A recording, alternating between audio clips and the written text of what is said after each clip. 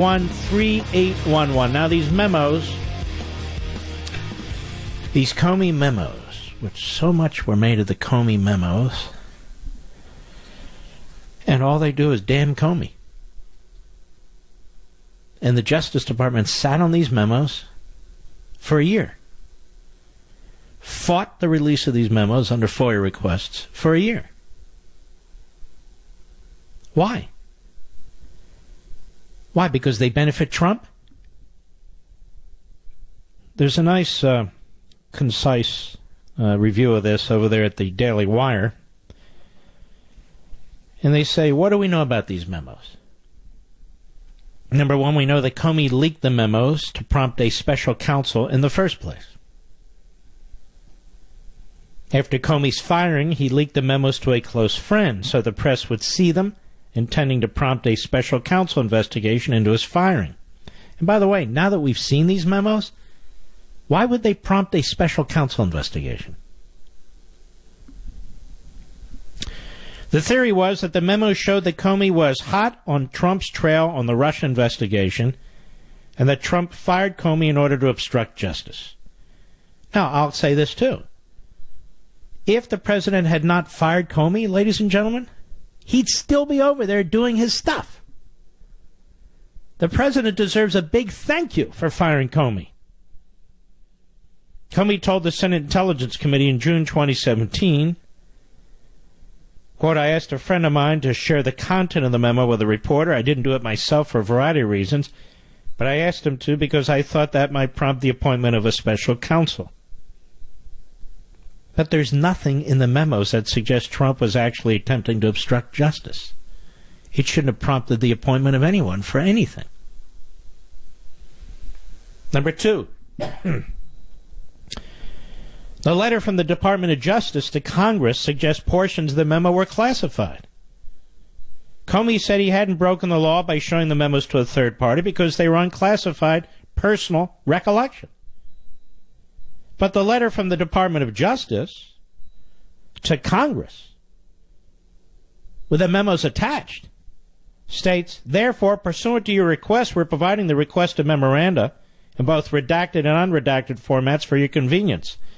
The unredacted documents are classified, and we will provide those in a separate, secure transmittal to the House Security Office tomorrow. Now, this suggests that Comey was wrong about the level of classification the memos required, meaning he could have broken the law. And now, as you know, the newest news today is he's now under investigation by the same Inspector General's office. Number three, on the Comey memos, the Department of Justice seemingly fibbed about the importance of the memos. The Department of Justice refused to turn over the memos when requested under the Freedom of Information Act. They claimed the release of the memos would interfere with the Mueller investigation. There's nothing in the memos that seems to suggest this is true. And if it were true, why would the DOJ now release the memos to Congress knowing full well that they would be leaked within minutes? Number four, the memos do not suggest obstruction. Upon the release of the memos, Representatives Devin Nunes, Bob Goodlatte, and Trey Gowdy, chairman of three relevant committees, rightly tore into Comey. They stated that the memos, quote, show the president made clear he wanted allegations of collusion, coordination, and conspiracy between his campaign and Russia fully investigated. Furthermore, the memos demonstrate that Trump did not want the Russia election interference investigation ended, but the suggestion that he engaged in lewd personal conduct. And as the congressman pointed out, the memos also show former Director Comey never wrote that he felt obstructed or threatened. Never.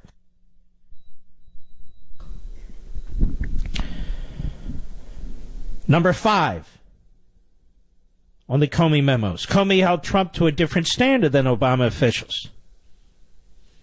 Comey has stated that he interfered in the Hillary Clinton email investigation in an unprecedented way because he felt the Attorney General Loretta Lynch had undercut the credibility of the Department of Justice. But he never wrote contemporaneous memos about that. He reserved that for Trump. As the congressman pointed out, he chose not to memorialize conversations where President Obama, with President Obama or Attorney General Lynch, Secretary Clinton or Andrew McCabe or others, but he immediately began to memorialize conversations with President Trump. And these memos also lay bare the notion that former Director Comey is not motivated by animus, which he clearly is. Comey also never bothered to try to launch a special counsel investigation against Lynch and Clinton. Finally, number 6. Comey defended McCabe repeatedly. Comey repeatedly defended his deputy FBI director, Andrew McCabe, from attacks by President Trump, and said that McCabe was professional. Now McCabe may be indicted for criminal activity, for leaking material to the press, without Comey's permission or say-so, at least according to Comey. The Comey memos don't help Comey's case. In fact, they hurt it rather badly. They don't show us anything we didn't already know, but they undercut the case that Comey was being pressured in any serious fashion by Trump. Trump isn't wrong when he tweets, James, Comey memos just out and show clearly that there was no collusion and no obstruction. Also, he leaked classified information. Wow, will the witch hunt continue? Daily Wire, Ben Shapiro.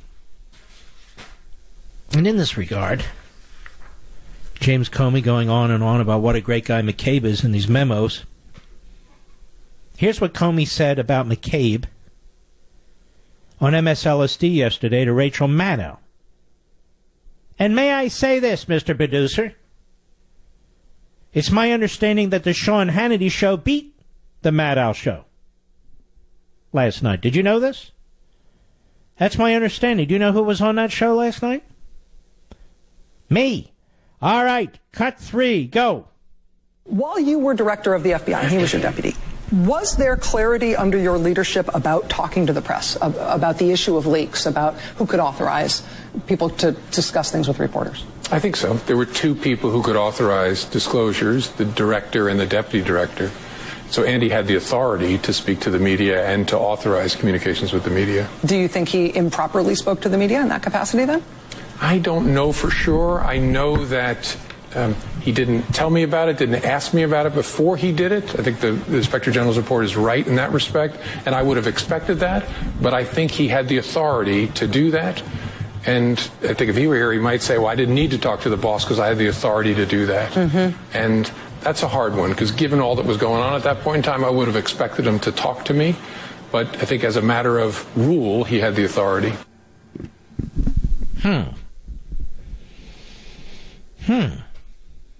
So now we have McCabe and Comey at loggerheads. And we have Loretta Lynch and Comey at loggerheads. It looks like the rats are jumping the ship, doesn't it, Mr. Producer? Looks like the rats are jumping the ship. They're pointing to each other. This is what happens when you have a den of thieves, in this case, a den of lies, where people are trying to get their story straight, and they've been caught. Now, here's something I think is important to notice, to underscore. None of these people have been caught by Robert Mueller. Let me repeat. None of these people have been caught by Robert Mueller. Robert Mueller's chasing fantasies.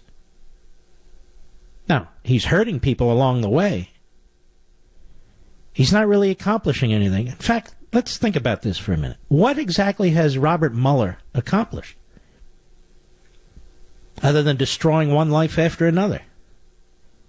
And in the case of Manafort, getting involved in a case that really belongs with the Justice Department and not with the special counsel. But look what he's done to Lieutenant General Mike Flynn, who I still like. I don't talk to him or anything, but I still like him. Because I think he was set up.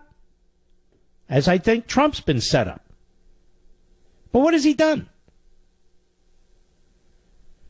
What has Mueller accomplished? Absolutely nothing. You got some phony indictments of Russians who aren't even in the country, and if you don't have them in person, there's nothing you can do about it. Then you got some false statement charges. Then you have him trying to destroy Paul Manafort because he wants Paul Manafort to give him Trump, but Paul Manafort has nothing to give on Trump. Pretty amazing. So the real corruption